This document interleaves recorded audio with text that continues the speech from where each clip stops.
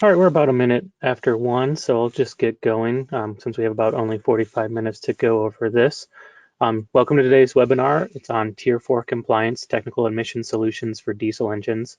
I'm Tim Hansen, Marketing Coordinator here at Meritek, and I'm joined by our panelists, Greg Lamer, Meritek's Regional Sales Manager for Power Generation, and Stuart Madsen, Meritek's Eastern United States Regional Sales Manager. If you have any questions during the presentation, please submit them at any time in the questions section here, and we'll answer them at the end of the webinar. Also, a recorded version of the webinar will be made available, and I'll email it to everyone who's registered for this event. So if you have to jump off or have something come up, a recorded version will be made available. Along with that, in that email, we'll have the contact information for myself, Greg, and Stuart as well. So if you have any follow-up questions after this presentation, you can contact them directly. So let's get started. Stuart, Greg, take it away.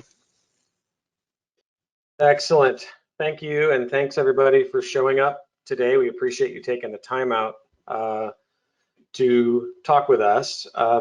So Tier 4 final compliance is probably the hottest topic at Meritek on a regular basis. It's daily conversations between the regional managers like Stuart and myself with customers.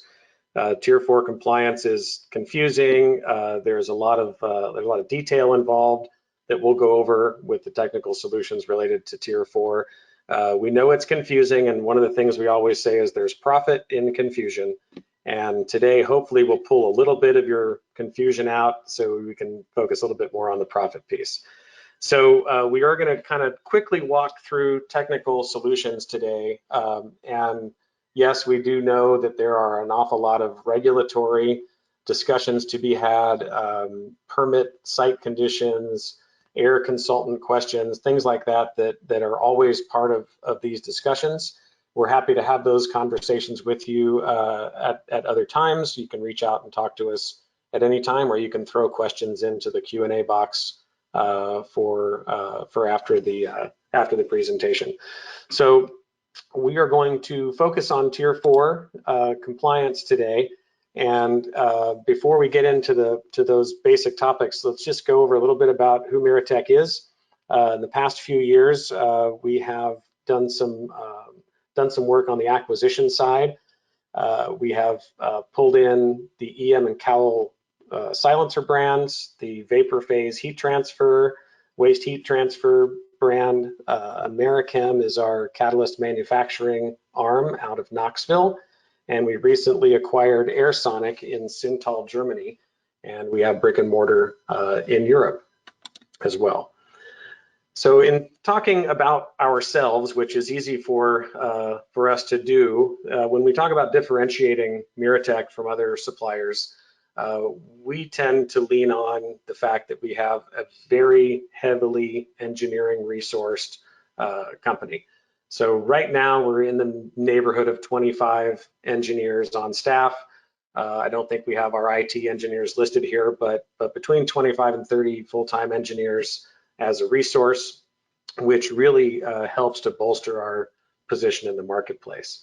We do everything from catalyst development, acoustic designs, SCR component and control development, flow analysis, structural analysis, heat transfer, and all kinds of work related to system development, everything from concept through fabrication. And as you can see on the right, we've worked with virtually every engine manufacturer on the planet.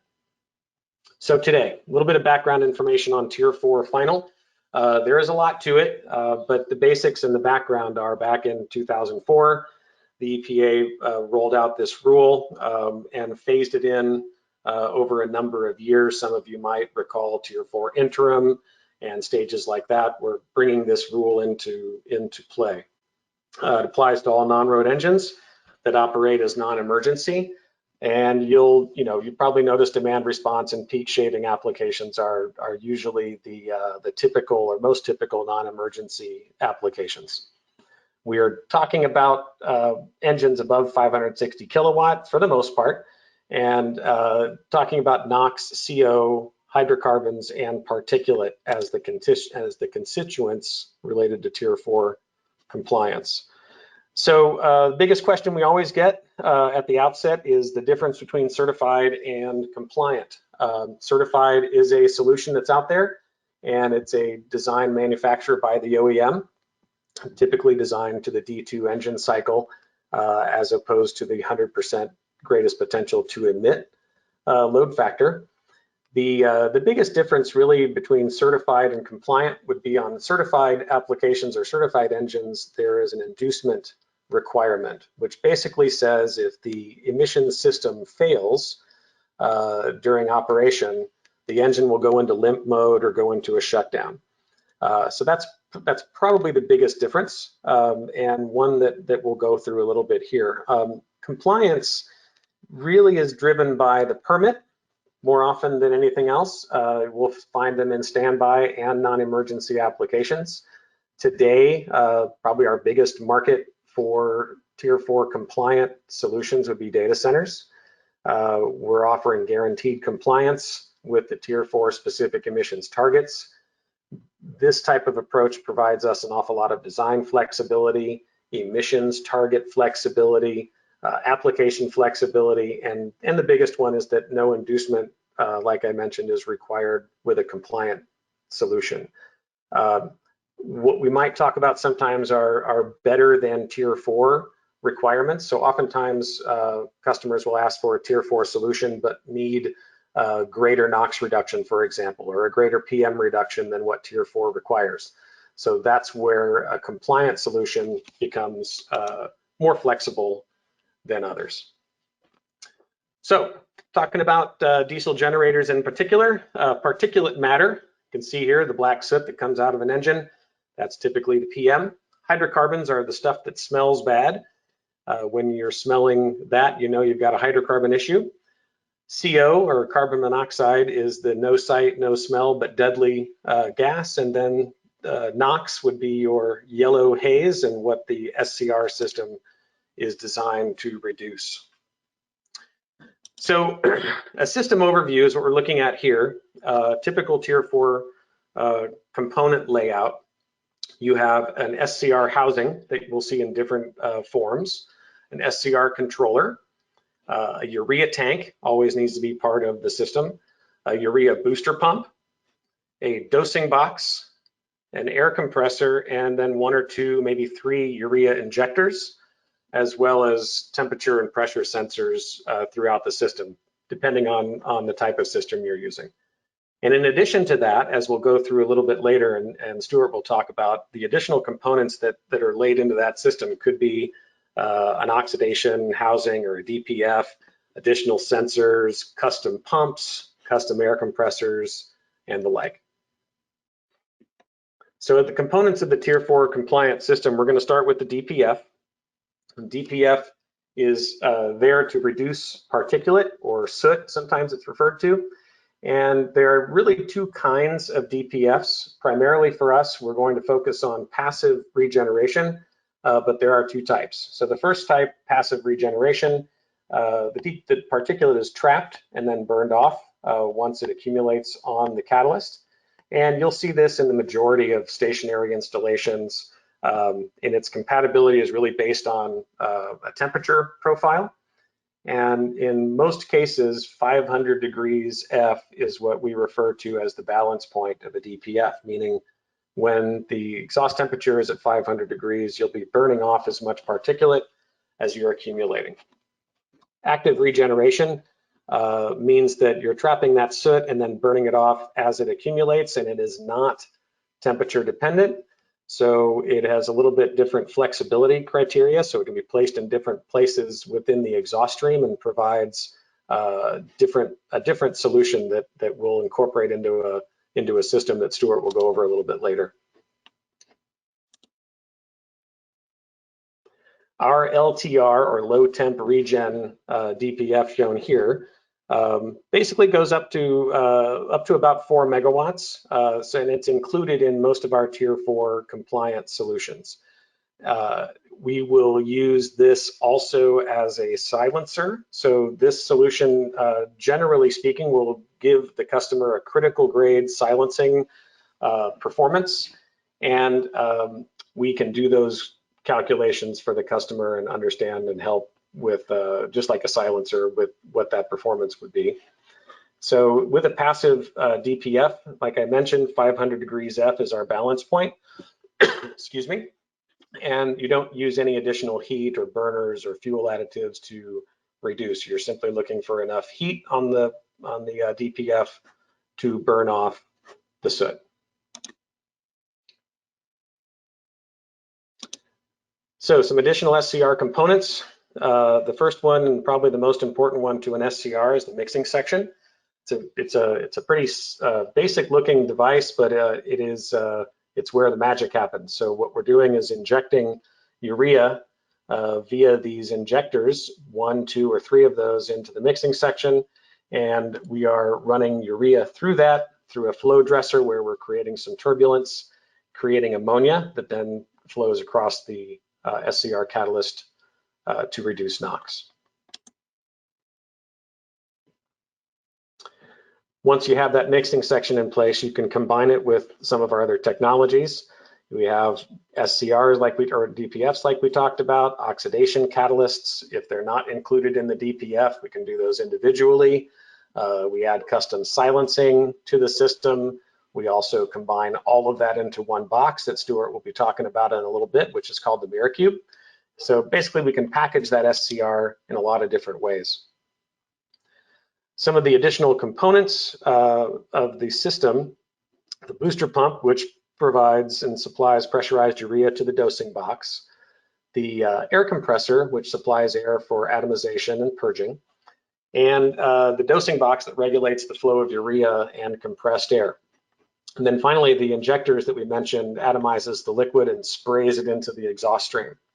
So this is just a quick layout of some of those additional components. Again, showing some of the complexity and the confusion that can come up as we're talking about these systems. Our SCR controller types, we have a few different ones. Basically, our control is called the ACES control, stands for Analysis Controlled Injection Systems. And what it basically does is it monitors and controls the function of the SCR, the oxidation catalyst, and the DPF, where we're managing the injection rate of urea. We're providing a start and stop permissive in the system. We're monitoring exhaust temperature and pressure, and we're controlling the peripheral devices, pumps, compressors, dosing boxes, and also providing some ability to data log and move information or communicate with the customer's building automation systems or internal computers. We have alarming and notifications that would come standard and can be customized, and of course an operator interface panel. The controls can be open or closed loop. That's a term that you'll hear frequently. Open loop basically works with a set of preset engine load curves that sets the injection rate of urea for the system. And that's generally done during commissioning by one of our technicians that will set up a load curve based on the way the engine's intended to operate on site. This is a pretty typical and standard choice for most standby applications or applications where the NOx target is relatively low. We'll call that less than about 92% reduction of NOx. The closed loop option of that uses a real-time feedback loop to adjust the dosing of urea. At Meritek, we have a couple of different models of control systems. The ACES Blue is what we'll call our base model for lower horsepower engines, roughly smaller than 1.5 megawatts is where you'll see this controller being utilized. It's generally an open loop, but we've also added a closed loop feature to this control, and it can be used with NOx sensors for NOx emissions monitoring as well. We have some limitations on that, and it has to do with what our NOx reduction is, plus what the flow rate of the engine is where our limitations are. The ACES 3, excuse me, the ACES 3 is a typical controller used on a megawatt or above. Default is an open loop control with a closed loop available. And then again, the targets are a little bit different with the ACES 3 than they are with the ACES Blue. And again, now we've added NOx monitoring to that control strategy as well. And then here, once again, back to the confusion piece. This is just a quick layout to help you understand that Tier 4 systems aren't as simple as some would like them to be. There are an awful lot of choices. We have from the lowest cost controller up to the highest cost controller, a lot of different options in between, and that's what we are here to help you with. So this isn't something that the average customer is going to understand, but it's something that we have to look at with every application, and want you to know that there are plenty of options available, and what we do and what our engineers do is try to figure out the best solution for you on each project that you're working on. So I think here is where I'm going to turn it over to Stuart to go through some more of our solutions. And Stuart, take it away. Thanks, Greg. So while Greg talked about the kind of all the differences in the technical side of things, now we're going to go into the solution side and what we have to offer as far as, how we can go about achieving those Tier 4 requirements. So there's really three main ways that we're going to talk about today. The first one is the MIRA-CUBE. So you can see here on this slide is a kind of a cutaway of what it looks like. So it basically takes everything that we just talked about and puts it into a single box. So it has the DPF, SCR, mixing section, and the oxidation catalyst all in one single housing. So essentially makes it a more compact solution, very easy to install. You can see kind of the cutaways, how everything's stacked in there for the DPF and the SCR. And so what applications is this kind of the best solution for? So typically we end up seeing this applied to anything 1 megawatt and above. It is, like I mentioned, really good for space constraints. So if you don't have the space on top of an enclosure, for example, or maybe inside of an engine room, to kind of put all the pieces that we just talked about in line, this kind of takes everything and basically reduces any unnecessary space or for ancillary components, things along those lines. This is the passive option. Greg talked about the active DPF, and we'll cover that here in a second, but this is the passive option. So it requires that 500 degrees Fahrenheit for that balance point temperature. That's kind of the key thing to keep in mind when it comes to this from a technical standpoint. So depending on the application, you may say, whether that suits you best or not. Once again, like Greg talked about, we like to be, consulting salespeople, so we want to help, decide what's best as far as that goes. And on the right, you can see kind of the options we have as far as layout. So you have some options in terms of inlet and outlet configuration. So standard is bottom inlet, top outlet, like you see there. We can do a top inlet or a side inlet. Any of those are options, as well as an outlet on the bottom as well. I've actually seen an installation on a project where this was actually turned on its side. So there's some options, certainly, if there's some site constraints or project requirements or anything like that. It does come with the I-beams for support on top of the enclosure, as well as all the, all the testing ports that you would need for any EPA testing that's required. There we go. So here's some, we're going to do a lot of installation and site pictures just so you can kind of see what exactly all these things look like in real life and not just on a brochure or anything like that. So like Greg mentioned, very popular in mission critical facilities or projects simply because it's very easy to install, like we talked about. So essentially you drop it in place and can move on to the next one. There's no need for elbows, expansion joints, things along those lines. You can kind of set it, move on to the next. When you're trying to be efficient in terms of your layout and your site, that's always helpful to have. You can kind of see on the left side of that picture, that's factory installed insulation that we did at our factory in Tulsa. Has that corrugated metal around the outside, as well as the blankets that cover the access to the catalyst.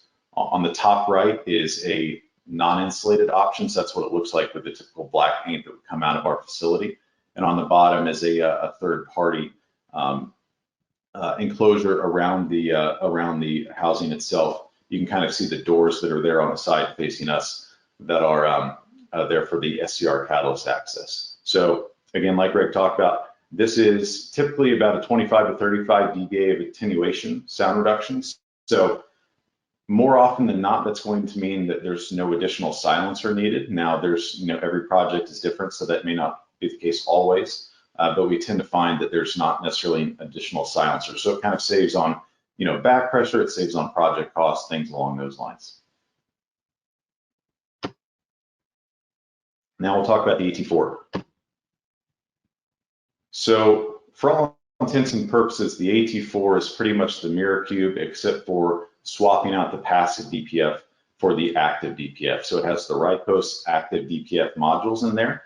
It's a joint product that we developed with them about 5 years ago. It's kind of continued to grow organically as more people see it and gets out in the marketplace. Again, same as the MIRA-CUBE for about 1,000 kW and over.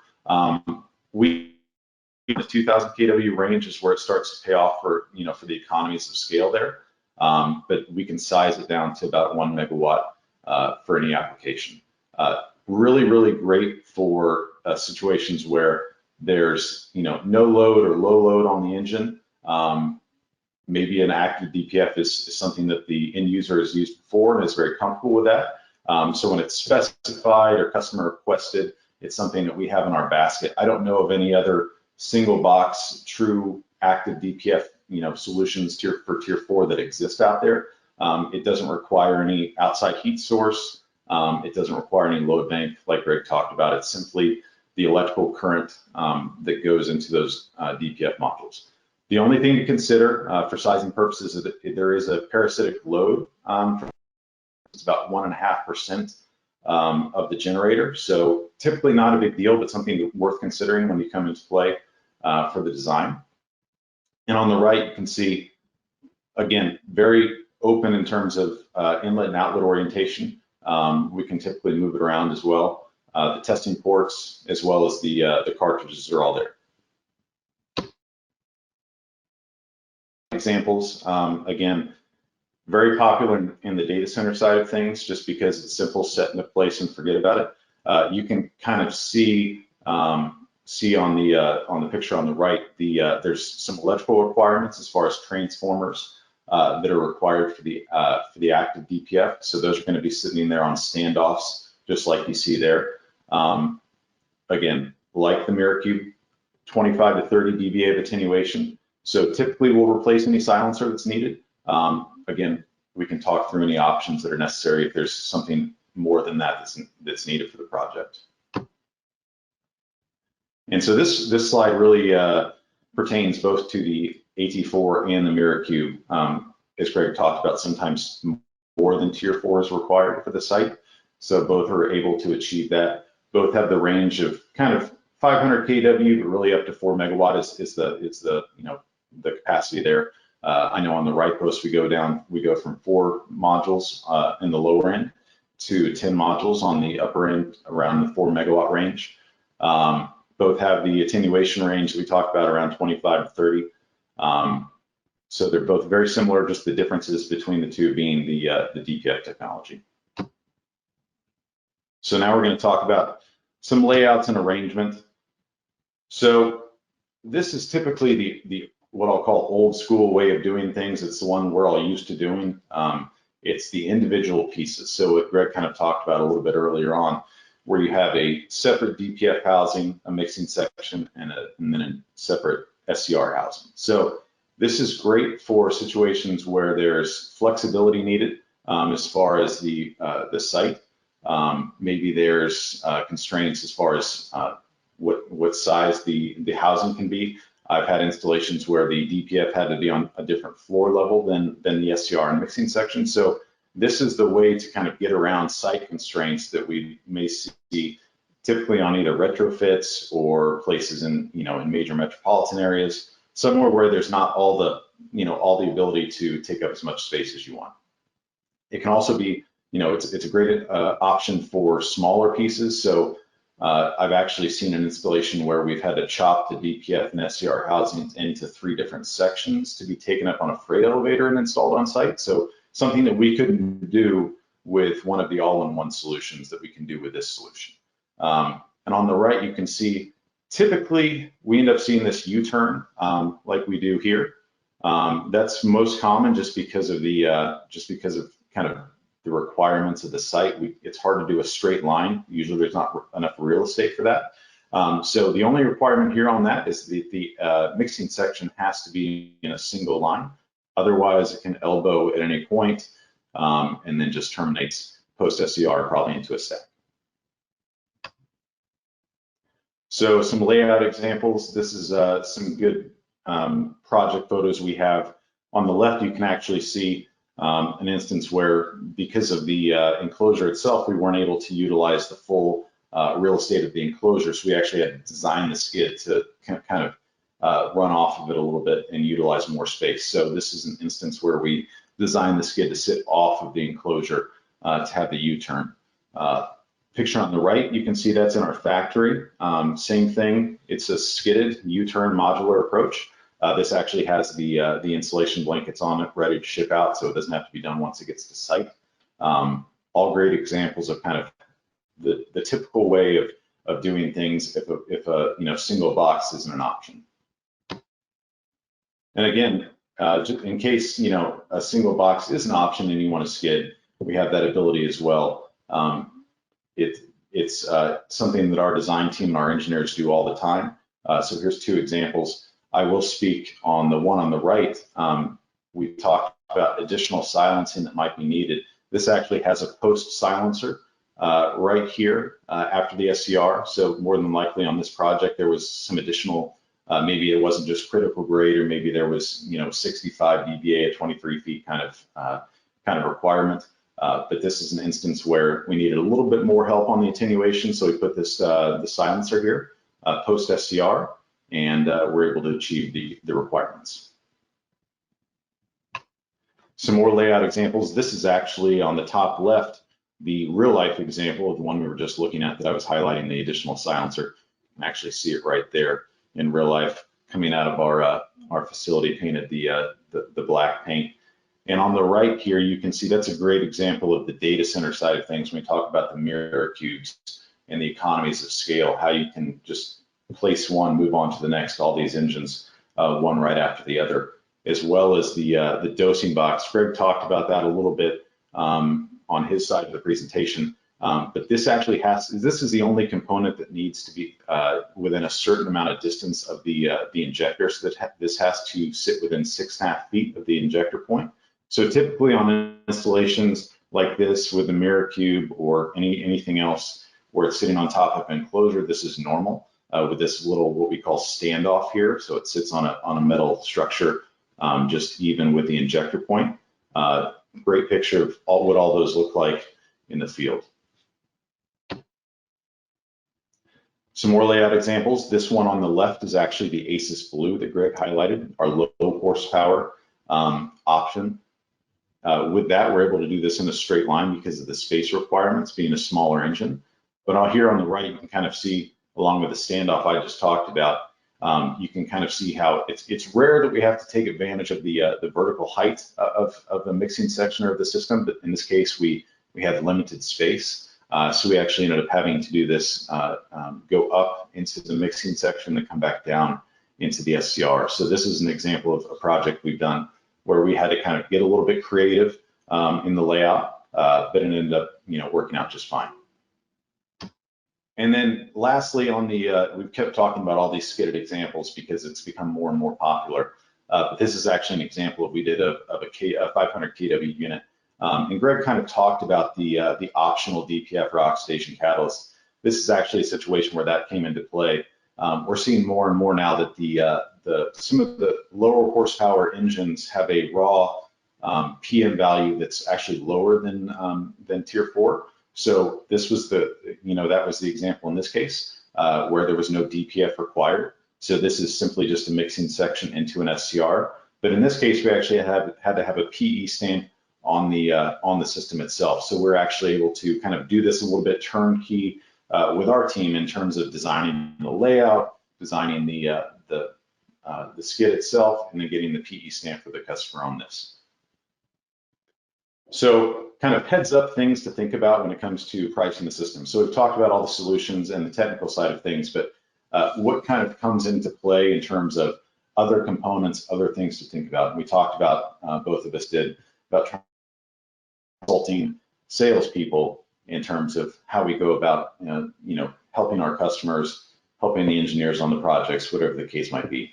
So the first questions Greg or I or any of our colleagues would ask is it indoor or outdoor application? What are our requirements? That kind of helps us, say, is it a single box solution approach or is it a modular approach, or both, options as the project may be. So the other thing to think about is the weight in terms of enclosures. Sometimes that the enclosures need a little bit extra structure to support the weight of the housings in the system itself. So that's something we always work with the packagers or the customer on to make sure that they know and had taken that into account. The piping and expansion, we try to be a one-stop shop if we can. So we have all the piping and accessories and everything that would be needed for the system. It's always easier to get everything from one source if possible, just because that person is thinking about the whole project as opposed to a single piece. So on the piping and back pressure, a typical Tier 4 system will take up about 16 to 18 inches of water column back pressure. Most diesel engines have average of 27 inches allowable. So when there's more cooks in the kitchen, you kind of have each person thinking about what's the most that I can take up of the back pressure. We try to kind of look at it as a whole piece in terms of making sure that we're accounting for the Ys, the system for the Tier 4, the stack, anything that might come into play in terms of the whole piping and exhaust system train. We're able to do that. You can kind of see in some of our quotes, we're able to kind of do the whole back pressure analysis for the customer. Last part, or one of the next pieces, is the insulation. We looked at the factory installed insulation in one of the previous slides, something we can do, as well as on the bottom here on the left, you can kind of see pictures of some site installed insulation by our team with the blankets. So you have the blanket option or the factory installed corrugated metal option. Another thing that comes into play is urea tanks. So how much urea do I want to have on site? That's always kind of one of the questions we get. And most times there will be a requirement as far as how much time, like diesel fuel, sometimes they require up to 24 hours of storage. Typically, there's something along those lines as far as urea goes. We can do that math and that analysis for you. So if the customer requires 24, 48, I've seen up to a full week's worth of urea storage on site. We can kind of help make sure that there's no, it's the right size tank and there's no over or under guessing when it comes to that. The other part of that is heat trace. So is the tank going to be indoors or outdoors? Typically, we'll say if it's going to be in the elements up, below 40 degrees Fahrenheit, we would recommend heat trace and insulation of the tank and the lines itself. That way you avoid freezing of urea. It is 32.5% is the mixture, so it is capable of freezing. So another thing to consider, so you don't run into an issue down the road. Last thing we'll talk about is the sound requirements. We brought it up. Additional silencing might be needed. On the top left, there's actually a great example of some sound analysis we've done on a previous project. That's straight out of information we pull off on our quotes. So we can do the analysis of the SCR DPF system plus any additional silencer just to make sure that it meets a requirement. That's coming up more and more now that we're seeing requirements of additional sound on site, especially depending on the area where the project might be. So now we're almost through this, but we're going to look through some urea control options. So this came about on the left called the MIRA-Pod as a solution to some customers asking, how can we make this more plug and play? So we developed this product, I would say 3 or 4 years ago, where it's basically a mini enclosure. So it takes all those components that Greg talked about, the controller, the compressor, the booster pump, and it puts them all into a single box, single housing. So essentially it's just quick connections to make everything ready to go on site. So you don't have to worry about running all these lines, making sure all the individual components are connected. All that's basically pre-done. So once it gets to site, all it has to do is basically connect a few lines and you're good to go. On this installation on the left, there's actually sub-tank here that has about 500 gallons of urea storage. So typically that's going to be about 24 to 36 hours on a larger engine. It is weatherproof, so it can sit outside. It's not really meant to sit inside. It takes up a good amount of space. But this is a great example of kind of a product that was developed by Meritek that was an answer to something that we were getting more and more feedback from on customer side. Basically, how can I make it more simple once we get it to site, once we get all these components to site? And on the right was a solution to kind of how can we make this a little bit less cumbersome? I don't need the whole enclosure, mini enclosure side of things. How can we kind of pare that down a little bit? So the RTS, or Reactant Tank System Lite, is the solution to that. So this is something where it's basically a skidded structure. It has everything on there, the controller, booster pump, air compressor, along with a very kind of smaller mixing section. In this picture here on the right, it's actually, I think, a 30-gallon urea tank. It can go up to 100-gallon that we can accommodate. That's great for like low use hours, data centers that they're really not going to run too often, but they want to have the ability to store enough on site between refills of urea. And again, the one on the right is actually meant to go indoors. It's meant to go inside of an engine room, inside of an enclosure. It's not meant to sit outside. That's really the main difference between the two as well, besides just the infrastructure that it sits in. Some examples of the MIRA-Pod getting ready to ship out. And then the last thing we're going to talk about is kind of retrofit and turnkey approaches. So this is an example of a project that actually Greg did in Ohio, where we were able to kind of utilize all our resources. So we helped with obviously not just designing the Tier 4 system and kind of coming up with a solution from a technical standpoint, but also designing the layout, doing site evaluations, our technical support, helping with training and with getting ready to make sure everything is available and ready on site, as well as working with the permit side of things and the testing side of things. And so when we take everything as a turnkey approach, we actually have partners on the mechanical side that we work with all across the country that are familiar with our systems. We're very comfortable with as far as working with us. So we have those partners at our disposal to work on our behalf. So in the instances where we would take on a turnkey approach for a Tier 4 system, it would look an awful lot like this. This is everything that goes into play as far as everything in our scope that we help handle.